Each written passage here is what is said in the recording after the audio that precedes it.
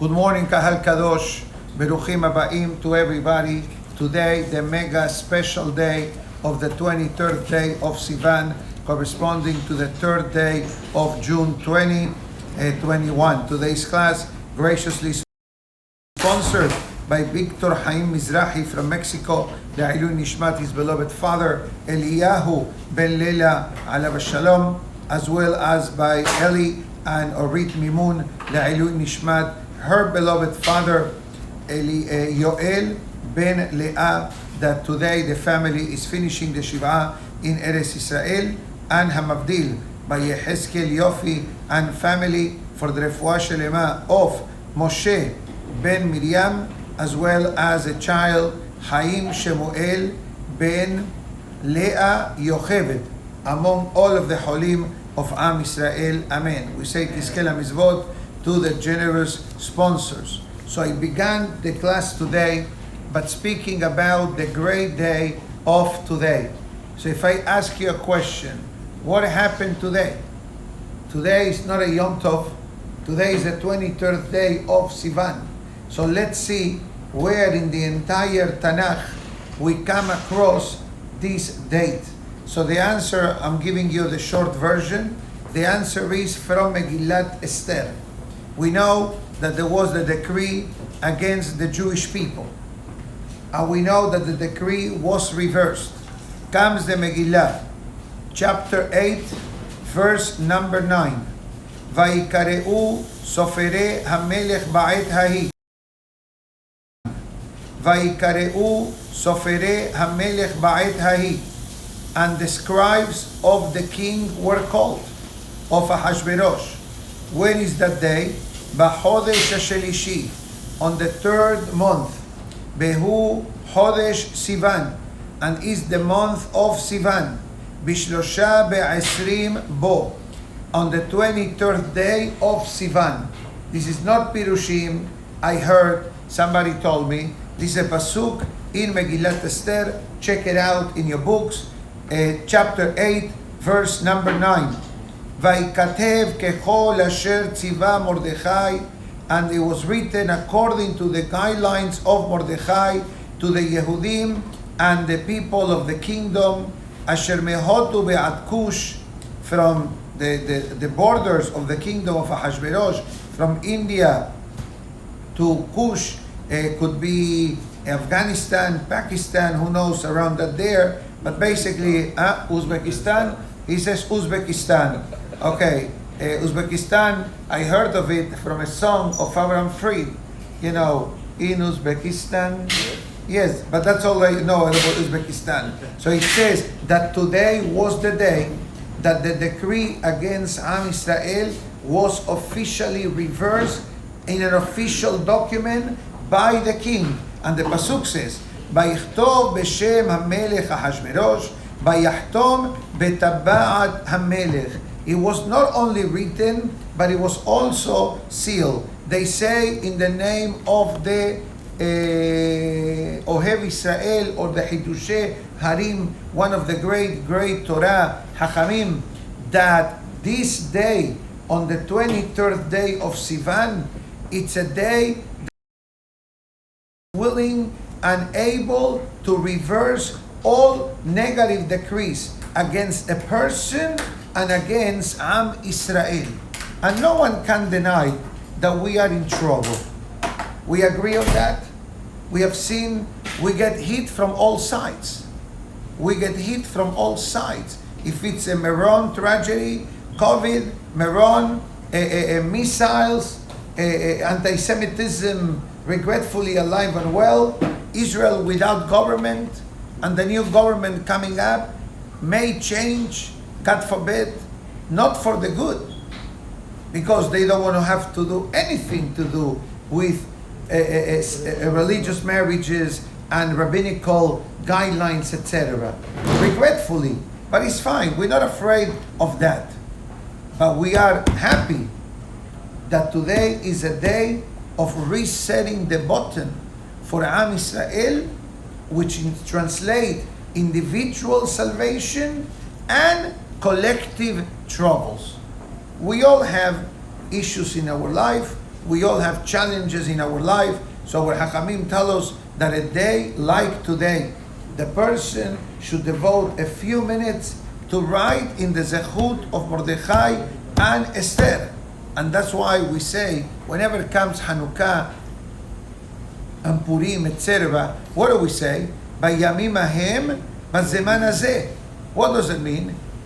In those days, by this time. So we have a tradition that whenever we say in our prayers these words, it means that Hashem, in His infinite compassion, kindness, and mercy, replace the miracle that happened back then in our prayer to HaKadosh Baruch Hu today is like in the time of Mordechai and Esther. The danger was reversed into salvation, survival, and success of Am Yisrael, that also Hashem should reverse all the hardships and all the challenges that Am Yisrael is experiencing as a nation, or as well as our personal challenges, that we all have our package of challenges. But my suggestion to you will be, don't miss the opportunity of today. When we finish the class, at home or in the office or in the synagogue, read a few chapters of Tehillim, give some charity, and make your personalized prayer for salvation. So at the end of the class yesterday, there was a question concerning the topic of the Malachim. For those that were here yesterday, we discussed two topics. The topic of angels, the topic of the Sisid, the topic and the difference between humans and angels. So someone asked about the Kerubim. Kerubim. So interesting enough, I have the Chumash Shemot, that's usually where we find the Megillat Esther. So let's read about a minute Kerubim. So we know right here, Perashat Teruma. The Pasuk tells us the following. Listen to the words of the Pasuk. Be'asita shenaim kerubim zahav. You will make two images of gold. What type of image? Rashi asks. Demut parsuf tinok lahem. They will look like children. And the question is, why? Why? Number one. Number two, the Pasuk says, have bekerub have one. Let's say this is the Aron HaKodesh, so you have one kerub here, one kerub here, but the Torah gives you further details. Behayu kerubim poreseh kenafayim, and the wings will be spreading out. Sochechim bechanfehem ala kaporet ufnehem ish el achiv, and they will see one another. They will be facing one another. Comes the Zohar Kadosh and it says, Kol Zeman. It says, why does the Torah needs to tell me that they were looking at one another? So the Zohar says, all the time that the Jewish people were acting properly, respectfully, the Jewish people had a good grade in behavior. Hayu keruvim mechubarim bedebekut panim bepanim. There was a tremendous amount of bonding in the what represented the keruvim represented. But kevan shehatu, but when the behavior of the Jewish people was not proper, hayu mahazirim penehem ze mizeh, they will turn the face sideways. Now, the question still remains: why the faces of children? Why the wings? So I believe the Gaon of Vilna answers these two questions with one answer. And it says, a child knows that he is a child. Meaning to say, a child knows that he's going through the stages of life, but from being a child, he becomes a teenager. From a teenager, he becomes an adult. From an adult being a husband. From becoming a husband, he becomes a father. From becoming a father, he becomes a grandfather. Says the Gaon of Vilna, these stages that we talked about when a child is born and grows, it's a message for us that we cannot say, you know what, I'm old enough, I learned enough, I did plenty of mitzvot, Hajj, I can go to retire in Tembury, I can go on vacation. So it says the Gaon of Vilna, remember the child phase of the cherubim. And where do we understand this mashal, like a child growing stages, is connected to the spiritual development of the person? When the pasuk says, "Porese kenafayim," they utilize the wings. What does it mean, the wings? What is the purpose of a wing? What's the purpose of a wing? Not to eat only chicken wings, to fly. Right? Can a plane fly without wings? Even the military planes, even the shuttles, they need to have a certain type of wings. So it says the Gaon of Vilna that the wings refers to the spiritual growth of the person. That a person is given the tools, the person is given the wings to fly. To fly means spiritually to grow in our Avodat Hashem. I hope that this satisfied the meaning and the question about the concept of cherubim. Will resume what we left pending from the Zohar. So I think one of the last messages that we mentioned yesterday was the mitzvah of techelet, which is one of the main topics in this week's Torah. In history, that the sisit contained 7 strings color white and 1 string the techelet color. Today, although there are some who do have a blue string in the sisit, but really you wouldn't have to run and to follow that concept, the opposite. We don't have to run, whatever you have is fine. We do not see the great Hachamim, Sephardic or Ashkenazic, that they wear blue string in the sisit, although I will say that there are certain groups, perhaps, that they wear the techelet, but today, halachically, it does not make a difference. If your sisit has blue, okay, and if it doesn't have, it's also okay. Now, the Gemara asks, why is there such a mitzvah that we need to go to the ocean, we need to find this hilazon creature that comes once every 70 years to the surface of the water, and then dye the sisit with that color? By the way, the experts of this mitzvah was the tribe of Zebulun. Zebulun lehof yamim mishkon. Zebulun was a sea merchant. Zebulun had the patent of the techelet. So the Gemara explains, why techelet? So the Gemara says, techelet dome layam. It says the color of the techelet is like the color of the ocean.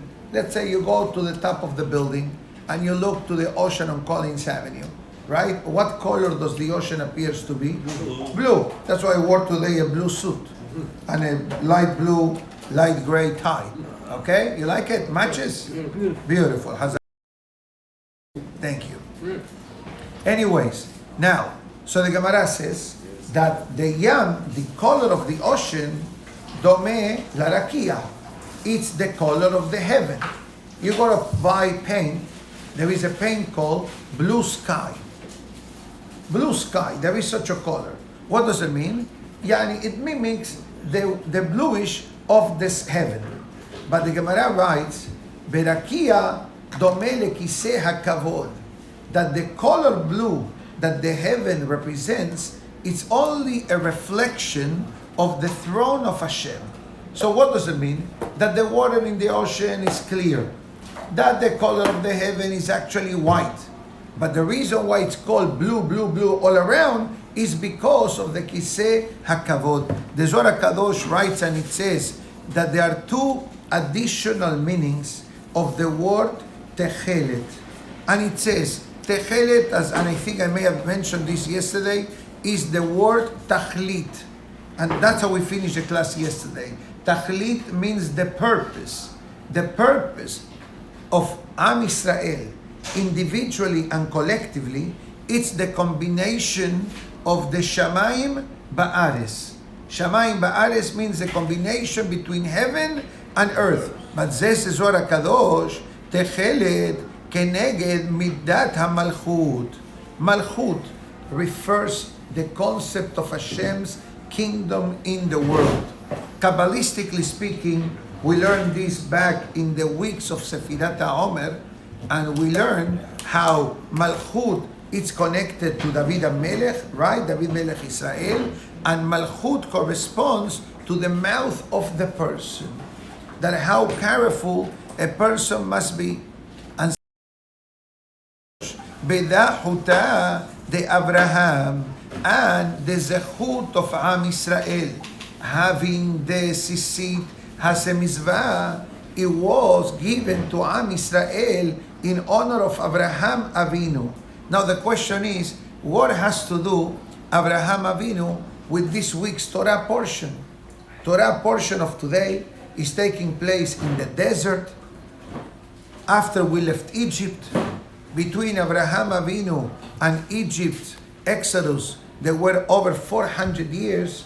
Where Abraham Avinu fits in the equation? So the Zohar Kadosh answered, and it says that when Abraham Avinu came to rescue Lot, his nephew, the kings that he helped, they wanted to reward Abraham Avinu. They want to reward. He helped them to defeat the kings.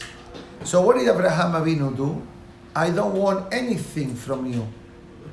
I don't want people to say Abraham became wealthy because of you.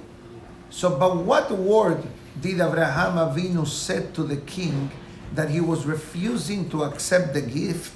The pasuk says, "Im mihud be'ad seroch na'al," from a string or a shoelace. The Zohar Kadosh says, what is the string? The string of the sisiot. And what is the shoelace? The straps of the tefillin. So it says the Zohar Kadosh, Abraham Avinu says to the king, you know what? I don't want to take a toothpick from you. Yani, I don't want nothing. No bagel, no meal, no money.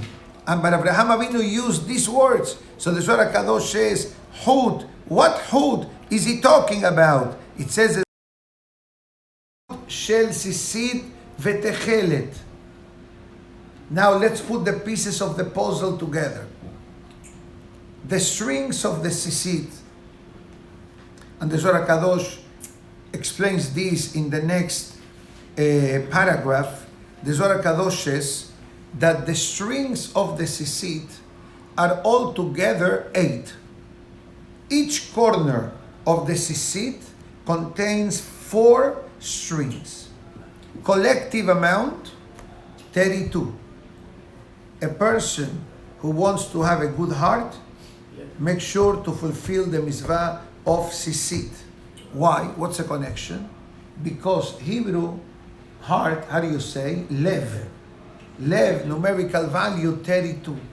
So it says, and I read it today at home, no, here, Mehila, not at home, but here, very early today, it says that the teeth of the person and the heart of the person, both of them connect to the mitzvah of sisit. Sisit has 32 strings, the person's mouth 32 teeth, and the heart, numerical value 32. Unbelievable. Unbelievable. So it says the Zohar Kadosh even further. Before we go to the Zohar, the Hidah says that the 8 strings of the sisit represents openings of the human body. You have 2 nostrils, 2 ears, 2 eyes, that's 6. 1 mouth, and Berit Milah, 8. That's what the Hidah Kadosh says.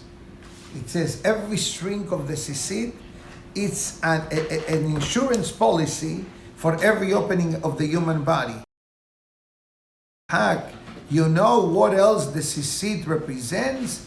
The special 7 sefirot that we discuss for 7 consecutive weeks during the Omer. So one string in honor of Abraham, another string Ishaq, another string Yaakov, another string Moshe, another string Aharon, another string Yosef, another string David HaMelech, which is the Sefirot, Hesed, Gevurah, Tiferet, Nesach, Hod, Yesod, Malchut.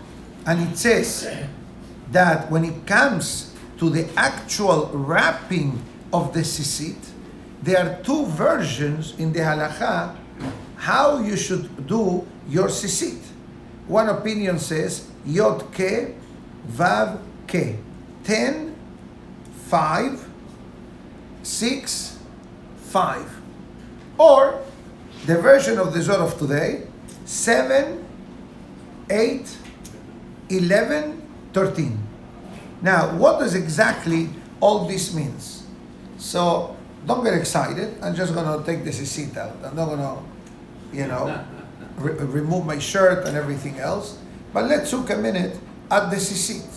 So, 7, 8, 11, 13. Other opinion says, no, as I said before, Yod, Ke, Vav, Ke. The Ben Ish Chai explains that this number 7, 8, it's 15, plus 11, that's 26, Hashem's name, Yod Ke Vav Ke, plus 13, 13 attributes of mercy, which is, like he said, beautiful, Ehad. Hashem is 26, the word Ehad equals 13, so now when I have this, I have 39. And we know that in Judaism, the number 39 has a lot of, Shabbat Shalom, has a lot of meanings. For example, like he just said, 39 is 3 times 13. But then we have also 39 melachot of Shabbat. Then we have the beracha that Yaakov got from Ishaq, Ve'iten lecha Elokim mital. Tal means do. That means a tremendous amount of blessing.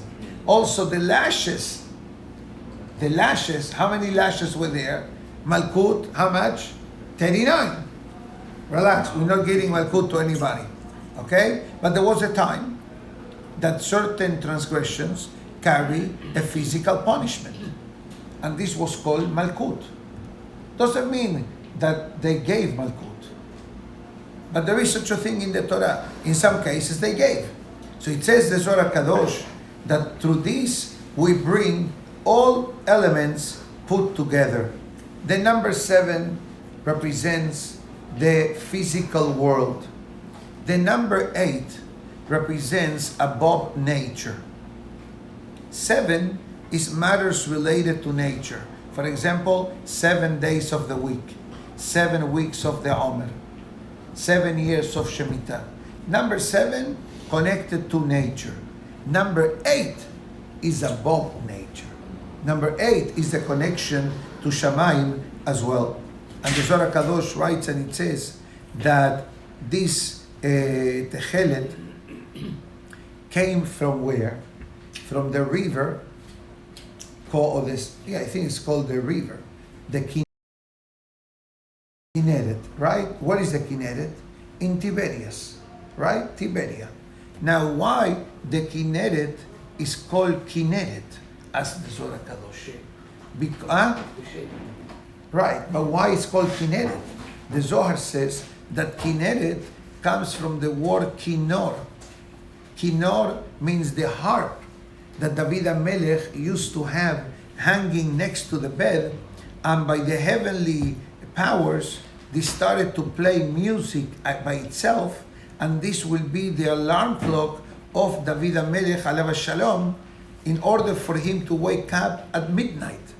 Already we know this from the book of Tehillim. Hasot Laila, Akum Leodot Lach al Kol Mishpetei Sidkecha. David HaMelech used to sleep limited amount of times, and by midnight he will wake up. He did not cross over from midnight into the second half of the night in order to remain sleeping. The opposite. He will wake up, the Gemara writes, כינור היה תלוי במיטתו של דוד המלך. There was this harp hanging next to the bed of David, and there was a heavenly wind that will come and will activate the musical notes. And he says, the Zohar Kadosh, Remez, this is to hint to me that a person that fulfills the mitzvah of Sisid is bonding with Akadosh Baruch Hu, which is an easy mitzvah to fulfill today. Today is very easy. Baruch Hashem, everybody has talet, easy access to talet katan, etc. And it says the Zohar Kadosh, this is part of the mitzvah of found in this week's parasha. But nothing is coincident, but actually divine providence. At the end of the a pasuk from Megillat Esther. Remember, I started the class explaining how this is the day that Ahashverosh gave the permission to Mordechai and Esther to rewrite the decree. Instead of getting rid of the Jewish people, give them full rights and power and blessing to the Jewish people. The Zohar concludes today with a pasuk from Megillat Esther. The pasuk says, Madua ata over et mizvat hamelech. Why are you transgressing the commandment of the king? Let's see historically what is the meaning in the source, and let's see what is the meaning of the Zohar of today. So the source of this verse is describing when Ahashverosh promoted Haman, literally promoted Haman, and all the slaves and all the citizens and all the government officials will bow down to Haman, because this was the commandment of the king.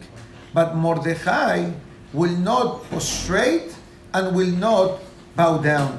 Vayomeru Abdei HaMelech, and the servants of the king that will guard the palace to Mordechai, Madua ata over et mizvat HaMelech. Why are you transgressing the commandment of the king? But what commandment are they referring to? Of bowing down to Mordechai. But we know very well Mordechai did not bow down to Haman. Where Mordechai, seeing that the entire world and the entire nation of Israel and the Goim are bowing down to Haman, and Mordechai doesn't.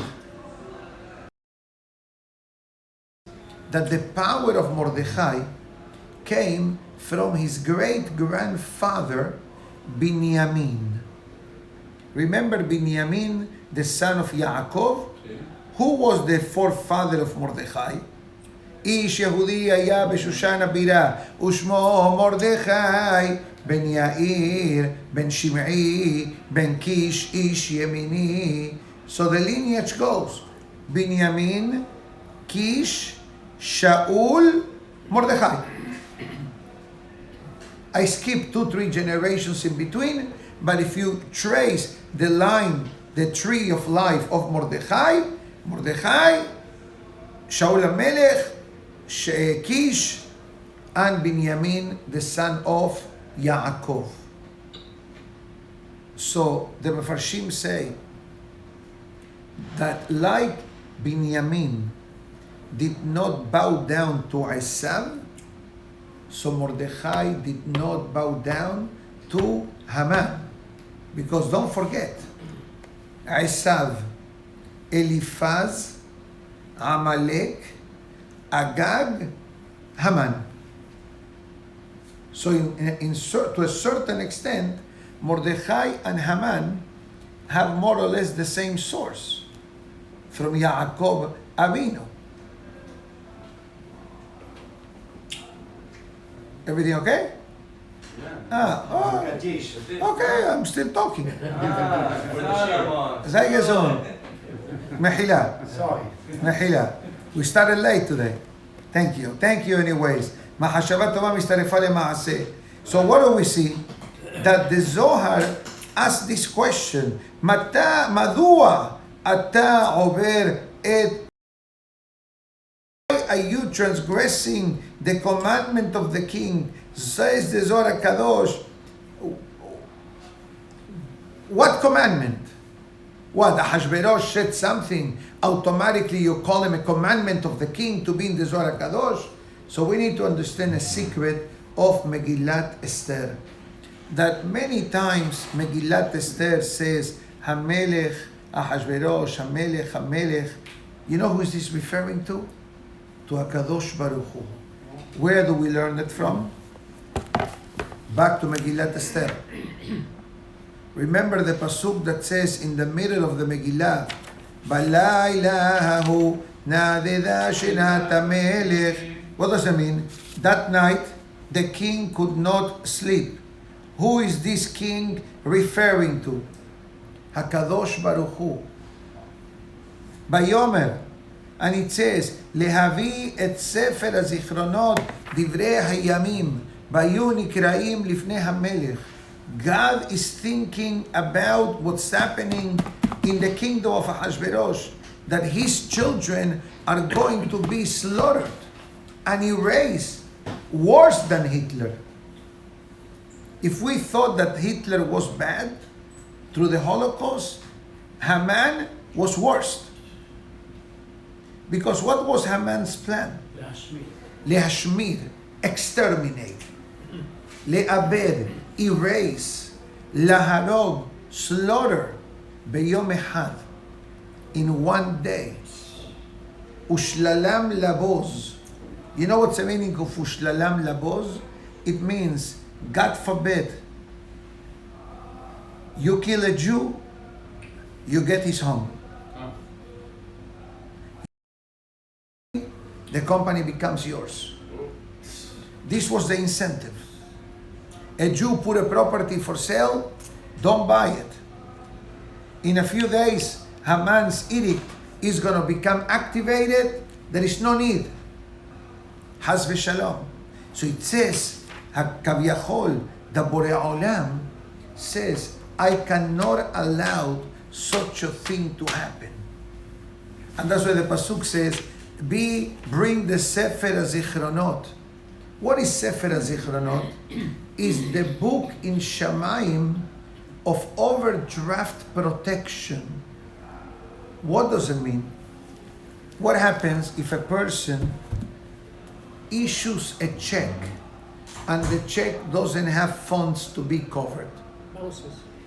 In one case, could bounce. But what if you have overdraft protection? Chazaku Baruch.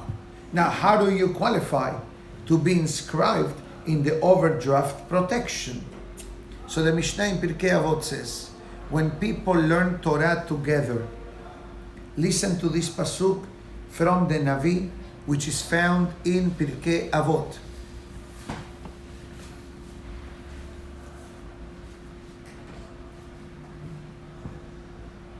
וידברו איש את רעהו, ויקשב השם וישמע, ויכתב בספר הזיכרון לעובדי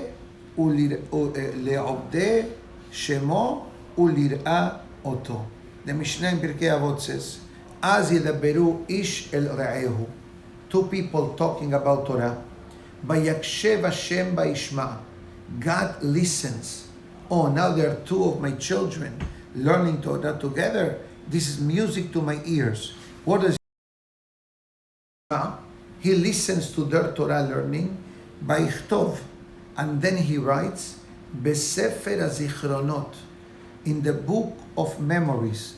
This book of memories is a special book that if God forbid, a person is about to experience a setback, a hardship, or difficulty in life, before Midat Hadin, before the judgment becomes authorized, they said, hold on a minute, maybe he has a credit in the overdraft protection book. And it says that many miracles and many ways of protecting the person happen without even the person knowing that there was, God forbid, some type of hardship coming their way. So the Zohar HaKadosh says, the mitzvah of Sisit is called a mitzvah HaMelech. Where does the Zohar learns that the mitzvah of a sisit specifically is a mitzvah of Hashem. Doesn't all the mitzvot of the Torah are mitzvot of Hashem? But the Zohar says, you are correct, Rabbi. But look at the parasha of this week. At the end of the parasha, the pasuk says, Uritem oto uzchartem et kol mitzvot Hashem. You will look at the sisit and you will remember all of the commandments of the Torah. Let me ask you a question. When the Torah says, honor your parents, mitzvot of the Torah doesn't tell me about all of the mitzvot. The mitzvah